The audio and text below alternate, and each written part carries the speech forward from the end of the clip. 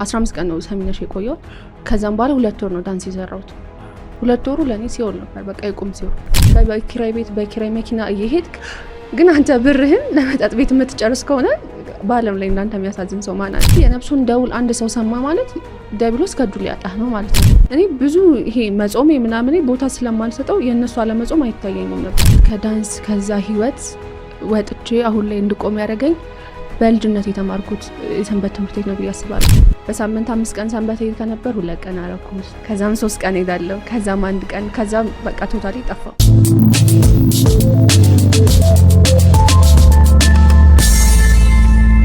እሺ አመሰግናለሁ። ሰንበት ተማሪ ነበርኩኝ ልጅ እያለሁ ጎፋ ቅዱስ ገብርኤል ቤተክርስቲያን ነበር ማገለግለው። ረጅም ዓመት ነው የተማርኩት። ልጅነቴን በሚባል ደረጃ እዛ ነው የጨረስኩት። 7 ዓመት ተምሬያለሁ። ብቻ እድሜን ባላስታውስም ከስንት እስከ ስንት እንደሆነ በጣም የአገልግሎት ፍቅር ነበረኝ። እንደዛም ሆኖ ግን ቲያትር ወድ ነበር። ሰንበት ትምህርት ቤትም እያለሁ እንደዚህ ይሄ ተውኔት ምናምን ሲዘጋጅ እሳተፋለሁና ክረምት ላይ የሰፈር ቀበሌ የቲያትር ስልጠና ሲጀምር የጀመርኩት ቲያትር ለመስራት በዛ ነው ዳንሱም የተጀመረው። ቲያትር የቀበሌ ይሄ ማዕከል ውስጥ አለ አይደል? እንደዛ ገባሁኝ። እሱ ማዕከል እያደገ ወደ ዳንስ የተቀየረ መጣ። ያን ቲም ላለማጣት ብቻ ስል ወደ ዳንስ ገባሁ እዛው ቀበሌ ውስጥ። ዛም ሰንበት ትምህርት ቤት መቅረት እያልኩኝ ቶታሊ ያቆምኩና ሙሉ ለሙሉ ዳንስ ውስጥ ገባሁ። ቀበሌ ዳንስ ውስጥ ማለት መጀመሪያ። ከዛም እኔ እዛ ቀበሌ በምሰራበት ሰዓት በጣም ታዋቂ ኢትዮጵያ ውስጥ በጣም ታዋቂ ሴት ዳንሰኞች ነበሩ፣ ሆፕ የሚባል ቲም እና በጣም በቲቪ ያያቸዋለሁ። በጣም ደስ ይሉኛል ምናምን የእነሱን ዳንስ ለመደነስ ሞክራለሁ ቤት ውስጥ ምናምንና አንድ ቀን ፌስቡክ እንደዚህ እያዩ አንዷን ፌስቡክ ላይ ያገኟትና ጆይን ማድረግ ፈልጋለሁ እናንተ ጋር ምናምን ብዬ ስጽፍላት እነሱም ለካ ሰው የሚፈልጉበት ታይም ነበር ነይ ቦሌ ምናምን ብላ ከዛም ነው እነሱ ጋር ቀጥታ ትገባ። እነሱ በጣም ጎበዝ ናቸው። እኔ እንዳልኩ የቀበሌ ስለሆነ ትናንሽ እንቅስቃሴዎች ነው የምንሰራው። እነሱ ግን ጎበዝ ናቸው በጣም። ትንሽ ጊዜ ከእነሱ ጋር ሳልገባ ከቢ ከሚባሉ ከታችኞቹ ጋር ትሬኒንግ አረኩኝ። አሪፍ ከነሱ ጋር ስቀላቀል ወደ እነሱ ገባው። ሳም በቃ ለ7 ዓመት ቀጠለ ማለት ነው ከነሱ ጋር። ቲያትር እንዳልኩ ከስንት ቀን አንዴ ነው የሚዘጋጀው ሰንበት ትምህርት ቤት ውስጥ። ግን እንደውም ከመዝሙር ምናምን ይበልጥ እኔ ትምህርቱን በጣም ወዶ ነበር። የደረጃ ፉክክር ነበር እዛ ከጓደኞቼ ጋርና በጣም ትምህርቱን በጣም ነበር ማጠናው። የመጽሐፍ ቅዱስ ታሪክ እንደዚህ ቤተክርስቲያን ታሪኮች ምናምን በልጅነት በጣም ነበር የምንሳተፈው። ከዛም አገልግሎትም ጥምቀት ሲሆን ሳህና ሲሆን እንዲሁም የቅዱስ ገብርኤል ዓመታዊ በዓል ታቦት ሲወጣ ምናምን እናጅብ ነበር እና በጣም አክቲቭ ነበርኩ። በጣም ምንም ቢሆን አልቀርም። አዎ የግል ዝማሬ የሚባል እናቀርብ ነበር እሑድ አንዳንድ ሰው ለብቻ ማለት ነው። ኢቭን ሰፈር ስንጀምር በጣም ብዙ ሰው ነበር የጀመርነው እንደዚህ የሰፈር ልጆች ማለት ነው። ሁሉም ሲቀሩ አንድ ባንድ ሲቀሩ ብቻዬን እመላለስ ነበር። ብቻዬን ነበር መሄደው። ከ10 ምናምን ጀምረን እኔ ብቻ ነበር የቀጠልኩት። ከዛም ያው በመሀል የተመለሱም አሉ መልሰው። ብቻ ግን እኔ በጣም ፍቅሩ ነበር፣ ከልቤ ነበር ማገለግለው። ልጅነቴን በጣም ነው የምወደው። አቅሜ በላይ ምናምን ከበሮ ይዝና ወድቃለሁ። ከበሮ ላይ ሊወድቅብኛል። አንድ ቀን ደግሞ ከጎፋ ገብርኤል ታውቃለህ? ጎፋ ኪዳነ ምሕረት ከሱ ታቦት ይዘን ለጥምቀት ወደ ጎፋ ኪዳነ ምሕረት ነው የምንሄደው። ሩቅ ነው። በዛ ላይ እየዘመርክ ቀስ እያልክ ነው የምትሄደው ምናምን።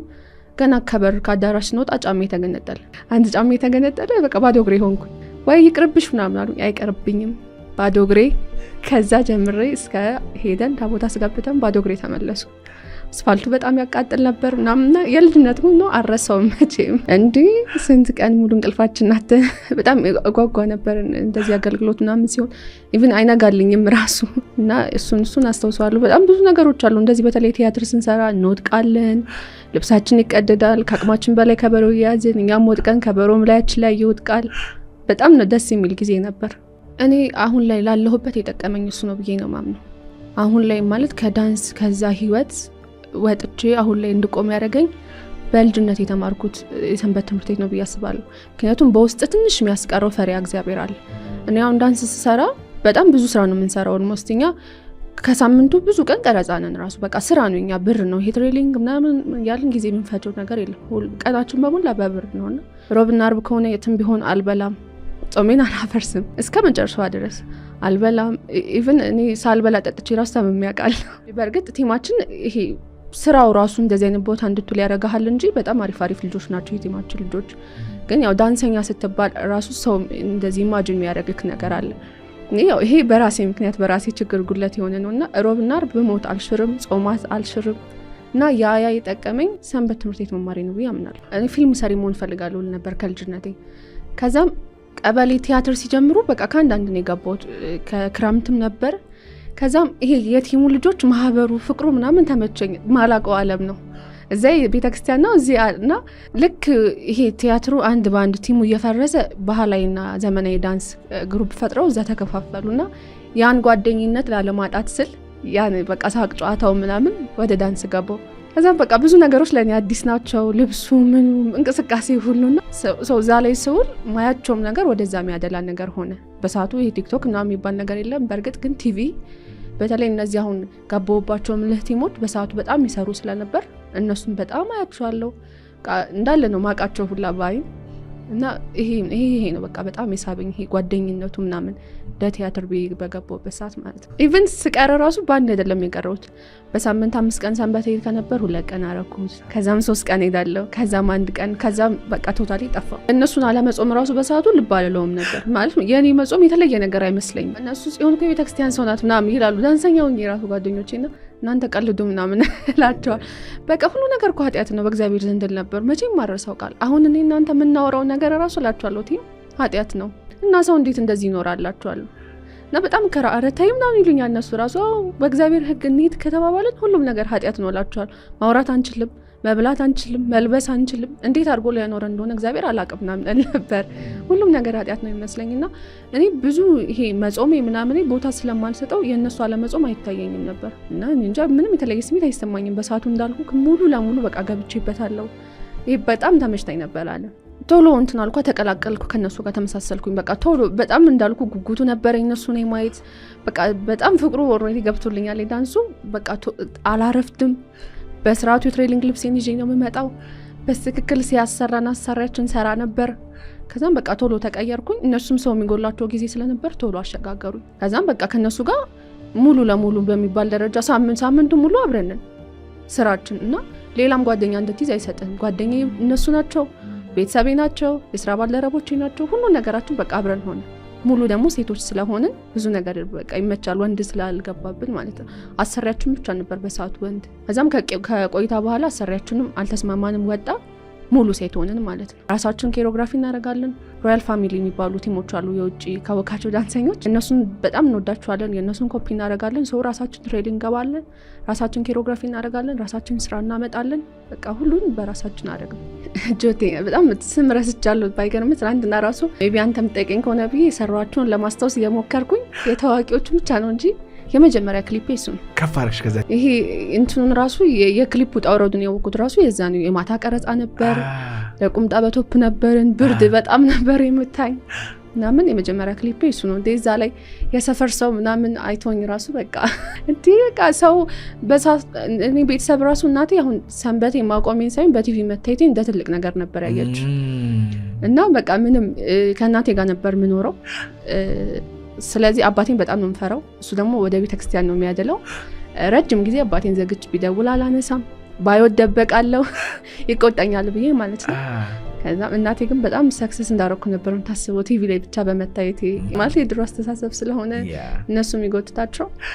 አሁን ላይ ግን በጣም ደስተኛ ናት እንደዚህ ተመልሼ ስታይ። በጣም ኮንሰርት እኔ ማላውቀው ሰው አግኝቼ አላውቅም። ወይ አብሬ ተማርኩት ሰው አገኛለሁ ብቻ ወጣቶችና አብዛኞቹ ማውቃቸው ኮንሰርት ላይ ያገቡ። ኮንሰርት በጣም ብዙ ሰው ይገባል፣ ማታስበው አይነት ሰው ማለት ነውና በጣም በብዙ ሰው መታየት ላይክ በቃ በጣም ፌመስ የመሆን ሰፈር ውስጥ በጣም ስለኔ መወራት ተጀመረ ምናምን። ዘጓቸው የሰፈር ልጆች እና ግን የመጀመሪያው ኮንሰርቴ ማን እንደሆነ አላስታውስም። ወይ ይመስለኛል እንትና ዘለቀ ገሰሰ ሳሚዳን። አሁን ከሳሚዳን ጋር በረንብ ነው የምንገባው። ኮንሰርት ክሊፕ የለንም፣ ኮንሰርት ነው ከሱ ጋር በረንብ ነው የምንሰራው። ልጅ ማይክ ሰርተናል። አስጌ ክሊፕም ሰይፉ ሾው ላይ ከዛም ታሪኩ ዲሽጣጊና ኦኬ ከሱ ጋር በጣም ብዙ እኛን ይዞ ነበር በቃ ውስጥ የሚንቀሳቀሰው ብዙ ስራ ከሱ ጋር። እሱ ለመጨረሻ አካባቢ ራሱ ዳንስ ላቆም ትንሽ ሲቀረኝ ከዛም ከጆርካ ኢቨንት ጋር በረንብ እንሰራ ነበር። ብቻ በጣም ከብዙ አርቲስቶች ጋር ሰርተናል። ቤቲጂ የሸራተን የፈረንጆች ኒው ኢር ኢቭ ጊዜ እዛኔ እንሰራ ነበር ከአቢላቀው ጋር ሚሊኒየም አዳራሽ ኮንሰርት ተዘጋጅቶ ብቻ እንደዛ ከጆርካ ኢቨንት ጋር ስንሰራ ደግሞ ብዙ አርቲስት ነው የሚሰጠን ስማቸው በቃ በጣም ነው የጠፋብኝ 4 አመት ያው ስለሞላኝ ብቻ ከብዙ አርቲስቶች ጋር ከሚባሉ ኢትዮጵያ ውስጥ አብዛኞቹን 95% ሰርቻለሁ እንደዚህ ሰፈሩና ማቃቸው ሁሉንም በሚባል ደረጃ ነው ግን ሰዓትም አልነበረኝም እውነቱን ለመናገር አሁን ከዛ ከቲም ውጪ ከነሱ ጓደኞች ውጪ ሌላ ሰው ማገኘበት አይ ቲንክ ይመስለኛል ይሄ መንፈሱ ራሱ ከነሱ ጋር ይሄ ከዚህ ዓለም ውጭ ያለ ሰው ጋር እንድትሆን ያረግህም ወይ እንግዲህ መክረው ያስቀሩብኛል ብሎ ይሆን የሚፈራው የሰንበት ልጆችንማ ማየት ራሱ አልፈልግም አብሮን ተማርነው ማየት ራሱ አልፈልግም ነበር እነሱ የሆነ በቃ መጥፎ ነገር እንዳረጉኝ አይነት ነገር ነበር ማስብ እና በቃ ማንን ግን ሰዓትም አልነበረኝም ሌላ ሰው ለማጣ አቶጥቼ ማታን በቃ እንደ ቢሮ ስራ በጣም ቢዚ ነበርኩኝ ያን 7 አመታት በሙሉ ማለት ነው ከዛም በኋላ ከደቂቃዎች በኋላ ከእጅ ራሱ ነው የሚወስድብህ እና ይመስለናል እኛ አሁን እንደዚህ ሚዲያ ላይ የምናያቸውን ሰዎች በጣም ላይፋቸው አሪፍ ታዝንላቸዋል ማለት ሁሉንም አይደለም ምልክ ግን ኖርማሊ ላይፋቸውን ስታየው ወይኔ አርቲስት ይወትላል ምትላቸው አይነት ሰዎች አሉ ቀስታያቸው እንደዚህ ኢቭን ይሄ ዘፋኞች ምናምን ብቻ ሳይሆን ፊልም ሰሪዎችም አንግባባቸው ምክንያቱም እኛና እነሱ ግን ክለብ ምናምን ስንወጣ ምናምን ገባ ደረጃ እኩል ስለነበር ይዛኔ ትገናኛለህ እና ይሄ ነው ወይ ህይወታቸው ብለህ ትደነግጣለህ በጣም ነው የሚያስደነግጠው እና ሰው ለሚያየው ነው የሚመስለው እንዴት ብዬ ነገር ያው በአለም የተጠመደ ሰው ያሳዝናል ከዛም በኋላ ሰርተህ ደግሞ መና ስትሆንም ታሳዝናለህ ገባ እዚህ ጋር በኪራይ ቤት በኪራይ መኪና እየሄድክ ግን አንተ ብርህን ለመጠጥ ቤት የምትጨርስ ከሆነ በአለም ላይ እንዳንተ የሚያሳዝን ሰው ማን አለ ማንም የለምና ብቻ ሁሉም ከካሜራ በፊት ነው የሚያምረው እንጂ ከካሜራ ጀርባ ሁሉም ሰው ሌላ ነው ታሪኩ ማለት ነው ማለት እኛ እንደዚህ ኖርማሊ እናወራለን እንደዚህ ናቸው እንዴ ምናምን ብለን ብቻ ስንሰባሰብ እናወራለን በስማ ምናምን ብለን እንልዋለን ግን ከቁም ነገር አንቆጥረው ብቻ ግን እንደዚህ መሆናቸው ይገርመናል ሁላችንም የቲም ልጆች እንትና እንዲ ነው እንዴ ምናምን ብለን እናወራለን በቃ በጣም ህይወታቸው ስለሚገርመን ማለት ምክንያቱም እኛም ብንሆን ምን ሰጣቸው ቦታ ነበር ናቸው ብለን የምናስበውና ልክ ውርድ ብለው ካሰብናቸው ቦታዎች ወርደውን ስናያቸው ወይ ምናምን ብለን በቃ አላሽ እንላለን እኛ ብዙ እንትን አንልምና ግን ወደ ራሴ ከተመለስኩ በኋላ በተለይ አሁን ላይ የድሮ ነገር በጣም ያሳስበኛል ማለት እንደዚህ ናቸው በቃና ወይ እግዚአብሔር በረዳቸው ምናምን ላሉ በጣም በቃ ዊሽ አረግላቸዋለሁ ከዚህ ህይወት እንዲወጡ መቤቴ እንድትረዳቸው ለሁሉም ነው የምመኘው እና አሁን ነው በቃ ይሄን ማሰብ የጀመርኩት እኔም ከተመለስኩ ቀልብ ካገኘው በኋላ ማለት ነው እንጂ በሰዓቱ ተመሳሳይ ነበር ማንንም ከማንንም አይሻል ድራጉን ፐብሊክ አያረጉትም አላቅም ባይኔ ያላየሁም ግን መጠጦቹን ነው በቃ መጠጥ ምናምን በቃ ግን ጠጥቼ አውቃለሁ ይሄ ሺሻ ምናምን የሚባሉት ነገሮች ላይ ክለብ ላይ ሞክሬ አውቃለሁ ኦኬ ግን ከስራም በኋላ ያለህን ታይም ትዝናናለህ በሰዓቱማ ያዝናናሃል በሰዓቱ በረም ነው ከዛ ውጪ ላንተ እኮ አለም የለም በሰዓቱ በጣም እየተዝናናህ ነው የሚደረገው መጨፈር ነው ተጣጣለት ጨፍራለህ ከዛም እኛ እንደዛ ነን ጠጥተን ጨፍረን ወደ ቤታችን ነው መጀመሪያማ ለስራማ ምንም ነገር አንተን አንልም ኢቭን ክለብ ራሱ አንገባም የሚያዝልን ሩም ነው የምንሆነው ኦኬ ከዛም ልብሳችን ቀይረን ምናምን እንገባለን ከዘፋኙ ጋር ሰርተን ምናምን የሱም የኛም ስራ ካለቀ በኋላ የዛኔ በቃ እንድንዝናና ይፈቀድልናል ራሳችንን በቃ መዝናናት እንፈልግ የነበረው ሰው አንቀላቅልም አንተኑን አስተናጋጆቹ ምናምን ነው የሚላቅሙት ማለት እድል አይሰጡህም እዛው ባንዶቹ ምናምን ከዛም በጣም ብዙ ቀን እንደዛ ተደረገ ባንዶቹ ምናምን ነው የሚላቅሙብን እኛ ሼም እያያዘን ማለት ነው እንበት ከዛ አንድ ልጅ አለች ቲማችን ውስጥ አበዙት ብላ አቁማ ስራዋን እኛ እንደነሳለን እሷ እያነሳች ቶፖ ውስጥ ከዛም ዝንወጣ በቃ ስንት ነው የደረሰን 4,000 ብር ምናምን እኛማ በቃ ኢነርጂያችንን ጨምራለን ምናምን ደስ ይለናል የወደዱን ነው የሚመስለን ግን አይቆጫቸው ምናምን እንላለን እኛ ራሱ ጠዋት ሲነሱ እና እንጂ ባንዶች ምናምን ይሄ በቃ እንትኑ ብቻ የክለቡ ሰራተኞች ነው የሚወስዱብን እኛ ሼም ይዘናል ደንሰን ብቻ በቃ እየረገጥን እያየን መውጣት ለቤቲጂ ጊዜ አሁን ያልኩክ ዶላር ነው ሲበተን የነበረው የፈረንጆች ስለነበር ዶላር ነው ሲብን በቃ አንድ ማሳነሳን ይወጣ ነው እኔ እንጃ አይ ቲንክ ሼም ይዞን ይሁን እንጂ ሐሳባችን እኮ ብሩ ላይ ነው እንደዚህ አይኑን ይያይ ስቴፕ ራሱ የጠፋበት ሳይሆን ብለን ግን በቃ ሼም ይዘን ነበር በሰዓቱ ውድ ናቸው ከፍለን አናቅም ልበል አይ ውድ አይደለም በሰዓቱኛ ራሳችን መክፈል እንችል ነበር ለኛ ውድ አልነበረም ያው ብር ስለምናገኝ እንፈልገው መጠጥ አዘን ጠጥተን በልተን ነው የምንወጣው እኔ አሁን የጨነቀኝ ስላልመጣ ነው ዳንስ ካቆምኩ በኋላ ሰሚነሽ ከሄድኩ በኋላ ከ15 ቀን በኋላ 15 ቀን ነው ሰሚነሽ የቆየሁት ከዛም በኋላ 2 ወር ነው ዳንስ የሰራሁት 2 ወሩ ለኔ ሲሆን ነበር በቃ ይቆም ሲሆን ክለብ ለስራ ስንገባ በጣም መብራቱ ይረብሸኛል ድምጹ ይረብሸኛል ላብድ ነበር በቃ ምደርሰው ላብድ እና ከዛ በኋላ ነው እኔ ነቃውት ከዛ በኋላ በጣም ብዙ ነገሮች ይረብሹኛል። በጣም ብዙ እኔ ራሴን አልነበርኩም ራሱ ከእነሱ ጋር መስማማት አቃተኝ።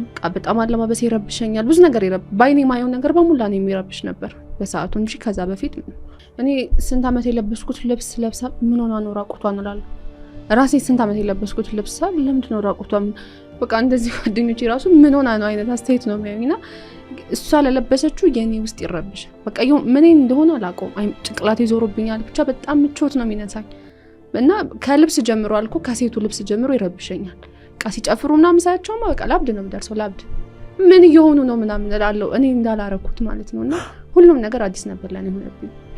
ያቺ ከሰሜነሽ ከተመለስኩ በኋላ እና በጣም ከብዶኝ ነበር ያን ጊዜ። እቺ 2 ወሯን እኔ ቀረጻ አለ ምናምን ሲባል አሁን ቀረጻ ሲኖር ላለባበሳችን እንጨነቃለን፣ ለጸጉራችን የማንም የጀማሪ ዘፋኝም ቢሆን ስራ የሚያመጣልን እሱ ነው ብለን ስለምናስብ ለራሳችን እንጨነቃለን። በቃ ለምን ለብሰው ልብስ ለጸጉራችን።